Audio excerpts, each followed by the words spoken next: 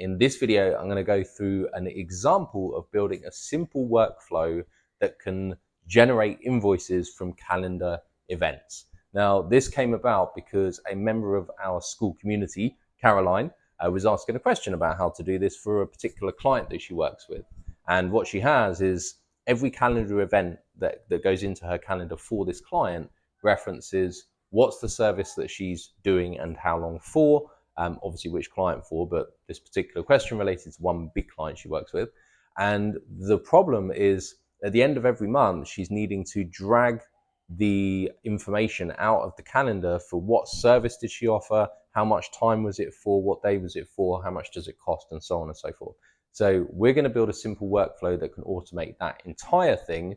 And as you're watching this video, every resource, every tool, every single thing that I share or mention is in the description down below. And any prompts and a template to the workflow as well is going to be contained within our free school community. So the link for that is in the description. Click that to join and you can have access to everything that I'm talking about within this particular video. All of that being said, of course, as you're watching it, if you find it valuable, if it's useful for you, then go ahead and click like. And if you want more like this, because I promise you there's going to be plenty more like this, then go ahead and click subscribe as well. So all of that being said, let's dive in and I'll run you through the workflow right now.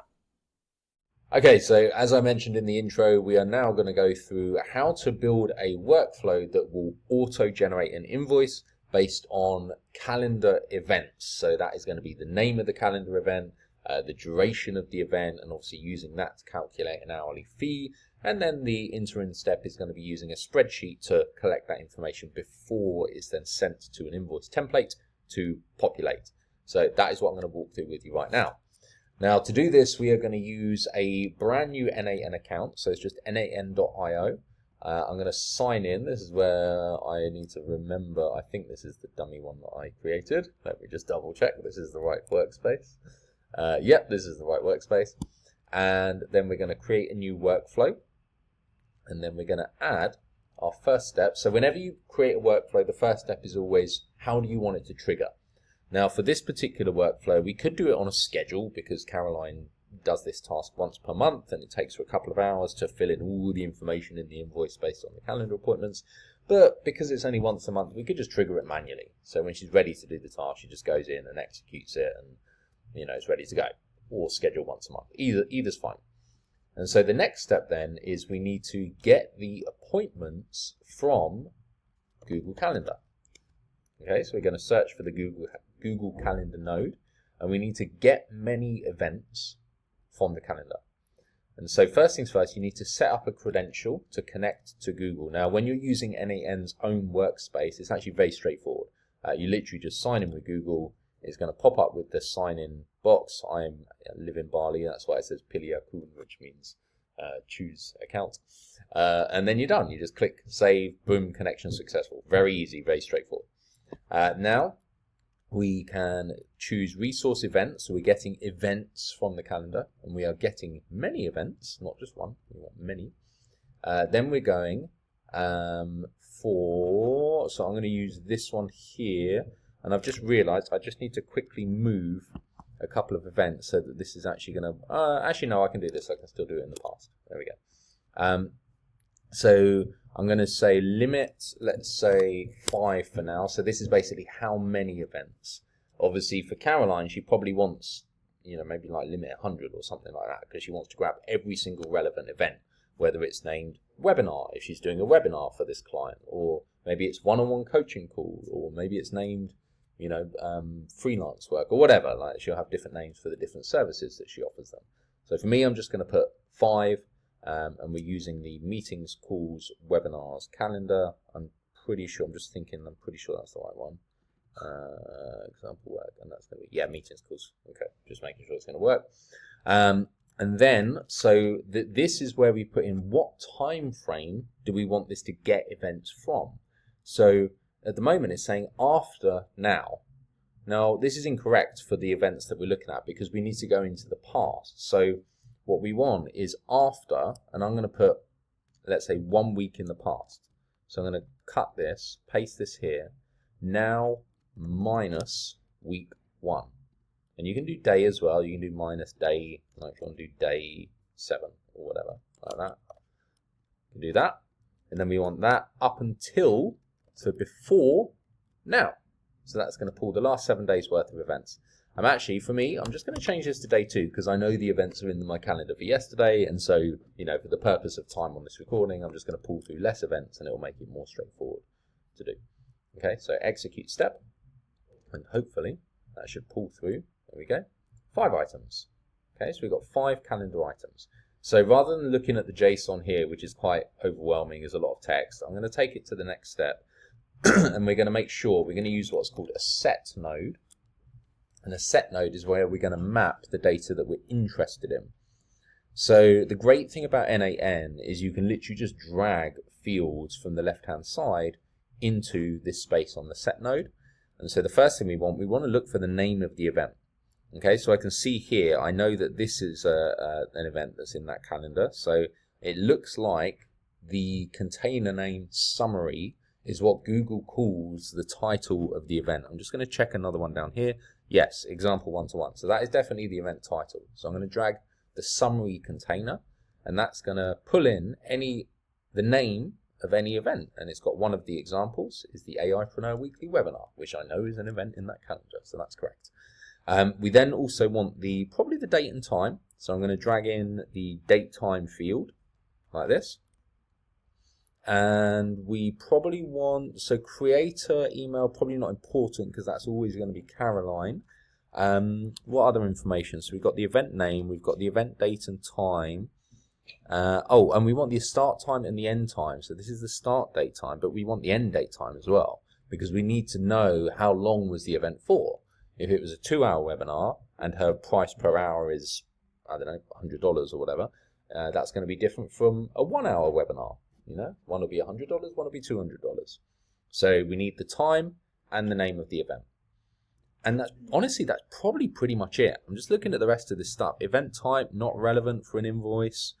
It's just the event date, time, and the event name. I think that's it. So we're going to use this data, and if we need more, we can map more. But for now, that's probably it. So we're going to call this set data for sheet. And it's often a good idea to name your nodes. Because once you have a big workflow and there's a lot of stuff happening, it can start to get quite tricky to remember what each node does. So it's good convention to just name, just say what does it do, and it will just make it easier as you build more and more stuff. So now we're going to go into Google Sheets, and I've already created a spreadsheet just with some example headings here. So we've got event time, event date. I'm actually going to reduce these into one because we've got it's event date time in the field, and it's like a alphanumeric time, so it's going to say the date and the time in one container. We could split that out using a code node if we want. You know what, I'm actually going to show you how to do that. There we go. So this is where we use our buddy ChatGPT, and we say, so this is a useful prompt when you're dealing with workflows. So what's basically happening is the set node is sending through the start time and the end time in the machine readable format here. So there's a couple of things that we want this to do. We want it to take the start time and the end time and split it out. So let's go event date, event time. We want event duration. Okay, I've got a better way of doing this. Here's what we're going to do. This is what we're going to use the code for. So we're going to do the start time is this. So we'll do start date time, and then we're going to do event duration. So we want to calculate how long was this event for and just have this in the spreadsheet. That's going to make it much easier and cleaner. I've already got it there. Okay, I was thinking ahead. So let's do this as event end time. Date time. Like that. Okay, so we'll get all the fields in there and we'll calculate the duration. That's what we want our code to do. And we might even be able to just do this with sheet. I'm just thinking as we're building this how to make this simpler and simpler and simpler. So let's try something. I'm going to just do this as equals, so that's going to be that minus that. It might not work, but we'll see what happens. Okay, so next step, sheet. We've got to map this data into the sheet. So we're going to update, we're going to append or update row in sheet. And what we're going to do, So I've just thought of another thing that's important is when we're appending or updating row, we need to match, and I'll show you what I mean in a second, but we need to match the input values to something in the sheet. Let me explain. So first of all, we're going to create the credential. We're going to sign in with Google. Again, choose account. And by the way, once you've done this for the first time, it's authorized. You don't need to do this every time you use a sheet node. So that's now done. And then we're going to choose Caroline's invoices. And we're going to do sheet 1. We've only got one sheet. And so for now, if I execute the previous nodes, we've got event name, AIpreneur weekly webinar. We've got the start date time, which goes in the start date time field here. We've got the end date time, which goes in the end date time here. I'm not going to put in duration. I'm just going to see if my spreadsheet simple formula does this. If not, we'll just use a code node to create that separately. Quick tip, you need to, if you want to not overwrite a formula that's already in a spreadsheet, so because I've just put in a formula here, right? And I can even just make that a bit cleaner, so I can go if B2 minus A2, what do we want, equals 0, then nothing, otherwise B2 minus A2, bang. So what I was basically saying is if there's nothing in here, it's going to show this as blank, just so I don't get zeros all down the page. But you see the formula's still there, okay? So it's still visible. So within n8n, if we want this workflow to not wipe the formula and basically just paste a blank value over the top, what you do is you delete the cell from there and it won't put anything across into that cell. It won't map to that cell. That's a useful trick. That stumped me for bloody ages. And eventually I figured it out. Excuse me. So hourly fee. So again, Caroline will know her fees for certain events. So we can do certain things. We can basically either map this in n8n or we can map it in the spreadsheet. So we can say, like in the spreadsheet, we could say if event name contains webinar, then hourly fee equals 100. Or if event name contains one-on-one, then hourly fee equals 50. You know, whatever it is. We can do it in the spreadsheet. But we could also do it in n8n. So we could put a node in here and we could say code node. And it's going to be code in JavaScript, and this one will be called calculate fee for sheet. Okay, and for here, we can do it in a code node. Actually, I'm going to use this as an opportunity to show you another node. We're going to use an if node. So this is just a manual automation. So we can say if summary contains and I'm just going to use the word, let's say, webinar, like that, then we can go one way. So we can say, like, set a price. So we can say, like, set, bang. And then we could go like this. And I'm going to create a field, which is going to be the same as my hourly fee on the spreadsheet. So I can then go hourly fee, and I can make that equal, let's say, 100, for example. So that'll be set webinar price 100. So that's an if node. But what you might notice is where she's got multiple services, this is going to get a little bit problematic, because then you go, okay, well, we've only got one false node. So then we have to do another if node to say if it is a one-to-one. So like if it contains, you know, I put like a one-to-one here, so one-to-one, then go this way. So you can see it's going to start getting quite complicated. So there's another node that you can use, which is called a switch node. And this one allows you to route. So I'm going to delete that and delete that. Let's delete that connection, add that connection there. So this allows you to route different values in different directions. Kind of like an if node, but you get multiple choice. So we can say if summary, boom, contains webinar. We're going to rename this output. We're going to call this webinar. Then we're going to add another rule. And we say if summary, like this, contains one-to-one. And this is going to be one-to-one. Then we can do like if summary contains work, whatever. So if summary so something there. So summary contains work. This is going to be work. Then what's going to happen is, so we can set webinar, boom, set webinar price 100. Copy that, paste that. 1-to-1. This is going to be set hourly fee 1-to-1 price. Let's say that's 50. So that'll be set 1-to-1 price. Like that. And then we copy paste, bang, and then we say work.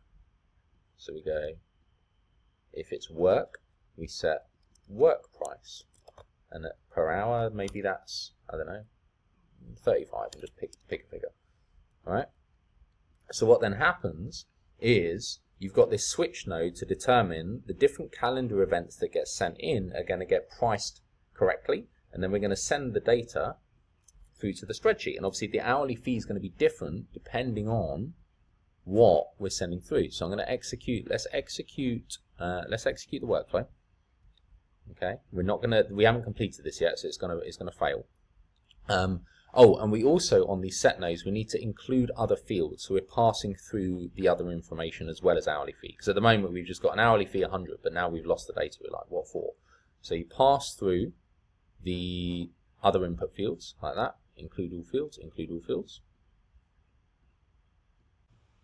Okay, so now we've got our set node, and our set node is pulling through all of the data that we want. So we've got the summary, which is the title of the event. We've got the start date time, and we've got the end date time, and now we've also got the hourly fee as well. So this is all the information that we want in order to add to our spreadsheet, and then for the final step of generating the invoice. So when we go into the sheet, do you remember when I said before that we have this append or update row operation, but the problem is that we've got to select a column to match on. And the problem with that is that, let's say we have a weekly webinar event, or for example, and it match on the event name. Well, then whenever the workflow goes to the spreadsheet and it finds a row that already contains the name weekly webinar, it's then going to overwrite that row. And obviously we don't want that, because, you know, Caroline wants to invoice for every event, every webinar that she's done, not to just overwrite repeatedly and lose out on, you know, things that she should be paid for. And so we can't match on event name. We also can't really match on start date time, because there might be situations where she has duplicate events at the same time that she's invoicing for, I don't know, 2 things at once, like a webinar and, I don't know, work that she's doing, or something like that. I don't know. And so we need to remove this column to match on field here. And the way to do that is we're not appending or updating a row. We realize we're never updating a row in this spreadsheet. We're always adding new rows, because every single calendar event that we pull through, that is always going to be a new row added to the spreadsheet, which is append row. All right. So what that does is it removes the column to match on parameter. And now we can literally just add every single event name. All right, I added an extra column that we actually don't need. So this is for a different take. I'm just gonna I'm just gonna delete that, so ignore that. And whenever you edit the spreadsheet, by the way, it's always going to pop up with this little squiggly refresh thing. So you always need to refresh the columns, and it will make sure it's synced again. And then we're going to do the event start date time, which is this guy here. And then we're going to do the event end date time, which is this guy here. And then we're going to do the hourly fee, which is this guy here. And then, at the moment, do you remember we said we're going to test this formula in the spreadsheet? If it doesn't work here, we can just do this in a code node in n8n, and we'll get ChatGPT to write that for us, because I'm not a coder. I'm sure most of us watching are not coders. I can't write that in code, but ChatGPT can. So that's good. Hourly fee, of course, we're going to move that in, and then total amount. This is just going to be the the hourly fee times the event duration. And again, I'm going to add an if condition, so just to clean it up. So if that equals 0, then blank, otherwise E2 times E2, like that. Cool. I'm just going to drag that. Just going to drag that down as well. All right, so back in n8n, remember we need to not have the cells present in this list if we don't want to add data, because if we do, it's going to overwrite our formula with just a blank cell. So if we want to keep our formula that we just created, we remove them from the list. And then I'm going to execute step and see if this works. Okay, so we're loading the data, execute, and then let's go in the spreadsheet. Cool. So we're adding all of the events from the calendar one by one, bang, bang, bang. And we've had 3 runs. So we had 2 items in the first run that matched webinar. We had 1 item in the second run that matched the one-to-one switch node we made, and another item in the third one that matched example work. So those have been added to the spreadsheet. However, for some reason, we can see it has still wiped the formulas in the spreadsheet.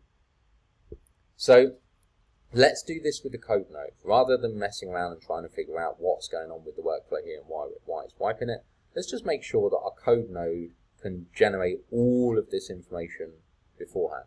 So the best way to do this is going to be to calculate the event duration from a start time. So let's see where we do this. Let's do this here.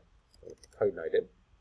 And I'm going to go to ChatGPT, and I'm going to say write script for a code node that calculates the event duration using 2 input values as follows.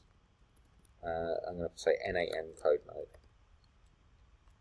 Alright, so the input values are going to be start date time like that and end date time like that. So we copy that across to Chad. Bang. And we're going to say, oh, I've missed the time. How about that? Try that again. There we go, that's better. Oh, it was down there. Okay, I needed to scroll down. So let me just clean that up. Bang, bang. There we go. So write script for an n8n code node that calculates the event duration using 2 inputs of values, and then we want to say output this event duration in, we want it in hours, right? Yeah, so hours within a container named, and let's just call it duration. Let's keep it simple. Okay, do we want anything else? So you are a master n8n coder.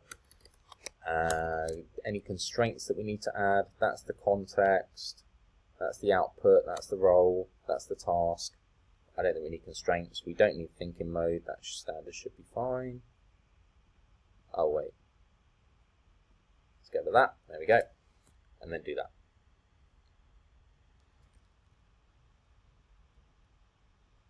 And then, while it's thinking about that, which it shouldn't be because I removed thinking mode. There we go. Let's grab that. And we're going to go back to n8n. We're going to drop that in the code node. So we're going to say extract duration. Cool. Execute step. I have a feeling I might need to modify it.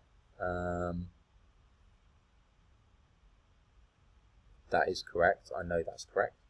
Okay, so the slight modification I need is to also rewrite this code to also pass through all other containers from the input data to the output. So this just means that it's going to make it easier for me to just pull through all the data rather than in future nodes having to reference back to other nodes. So I can actually, for example, do this, but you see it starts getting a bit messier. I'd rather just have the code node pull through the data, and then I can easily just use it in the switch node as in the way that we've already set it up. So, perfect. Copy code, paste, paste, paste, execute, try that. Great, so we've now got duration, and we've now got all of the input fields as well. That's then going to go into our switch node, and that should then generate the prices. And that also means that when we get to the spreadsheet step, we now have an event duration, which we can just add in. And then the last thing was total amount. So total amount, we can just do let's do another code node and say, write me another code node that multiplies. Actually, maybe I can just do this. I've never done a sum count max. Can I do this in here? Aggregation multiply. Yeah, I just want to see if there's an easy way to do it in a node. Maybe there is. Maybe I'm unaware, but I can just use a code node. So we'll do that. So I'm going to say, write another code node that multiplies the value in the event duration container with the value in the hourly, what did I call it? Hourly fee container. Hourly fee container. I will be adding this code node further on in the workflow. An hourly fee container. This will create a total amount value, output this in a container called, we'll just keep it as total like that. Okay.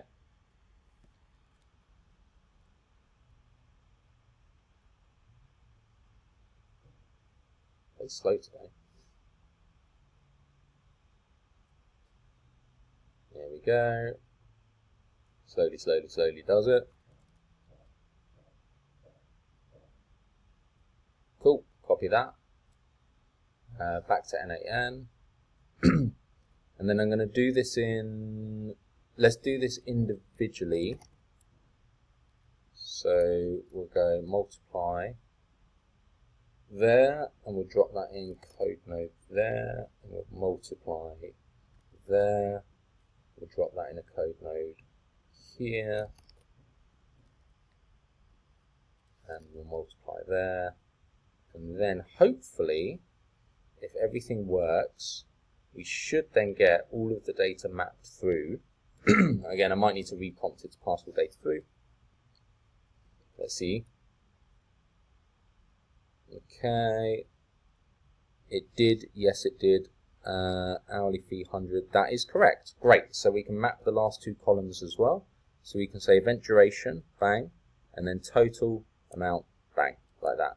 So let's execute this. I'm just going to delete all of these again, like that. And then I'm going to execute this workflow from end to end. So it should get many events. So that is extracting run once for each item. So this is important. So I'm just looking at this data and I just saw, hold on, we've got 5 input items and we've only got 1 output and only 1 pass through. So what was going on there? So we need to look at the code node and go, okay, run once, not for all items, for each item. So we need to have 5 outputs that come through. And this is probably going to be the same in here. So run once for each item, run once for each item, and run once for each item. Cool. We'll do that? Yeah. Perfect. So let's execute our workflow. Oh, we have a problem. So JSON property isn't an object. Let's ask the n8n AI. And let's see what it comes up with. I can also ask chat. So I'll go, so say, I got the following error. So I'm going to add the error in a second. I'm just going to paste this just so I've got it. And the error is this guy here. Paste the whole thing, bang. Got the following error for this code. Fix it. Cool. And let's see what n8n says. There must be a plain object.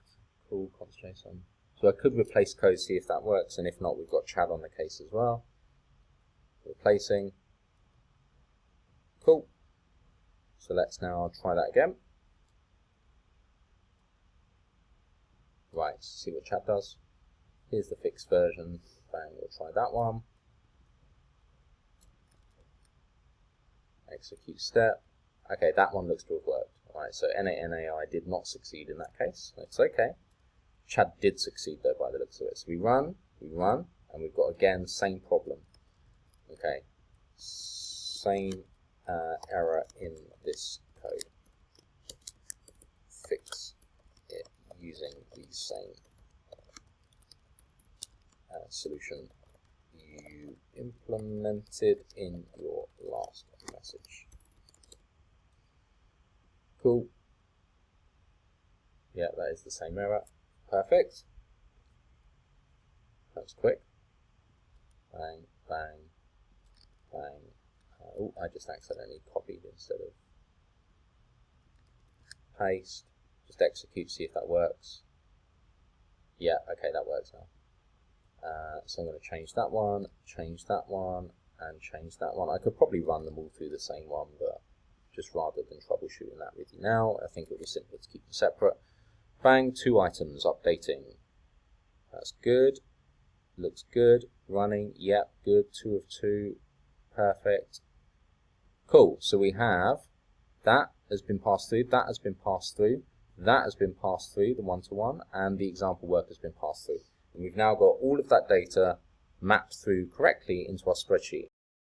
So for the next stage in the process, we need to get the data that we've added in the spreadsheet into a format that we can then place into an invoice, so the invoice to the client. Now there's a few different ways to do this, and there's pros and cons of each. Now the first way, if you want a clean layout, is going to be using something like a pdf.co or PDF node, and what that will do is it will allow you to map fields from the spreadsheet into a predefined template in a PDF. The limitations with these is that it is a paid service, so it's going to be a monthly subscription. Now, in order to avoid that, another option that we can use is Google Docs. So I have a template in a Google Doc here for just a standard invoice template, like example banking details and example items and descriptions, company details, blah, blah, blah. And you can use n8n to map these fields from somewhere, let's say a spreadsheet, and then what it can do is it can find this item of text that matches this within the document and then replace it with the value in the spreadsheet. The limitation of this one, however, is that for some reason, I actually don't know why, I could probably look into it, but I don't think it's important. But for some reason, you can't use the standard Google credential that we've used on Google Sheets and with Google Calendars to just sign in through n8n's own API. You have to set up through OAuth 2. Now, that is quite a lot more technical, and that's a whole nother video to go into.